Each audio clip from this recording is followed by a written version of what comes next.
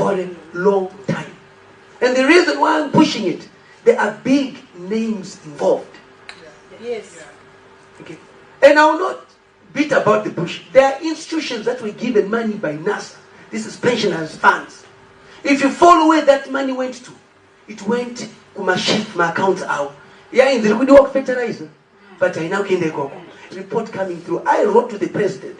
That people information on. They could not amliso mkamupa no endes and the social no endes and each. The president is my email abagwa. While telling the president that ngakuite forensic audit. Is news ilikuramba kubuda. Ndikuti ngaibude forensic audit muone kuti pakajiwa mari pakaite se. But my pensioners are not $60. Ukumari yawo iri kupinda mune vanhu vari kupfuma. Kune ma banks honorable mbona who are not supposed to be like bank mune mari yako awiwani.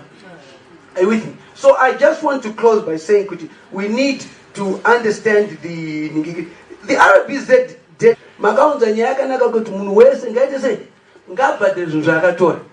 Ina handiri kunyepa ndinomwa chakapiwa matractor akapiwa macombine harvest. Ende takawanda tese tiri zizanzi.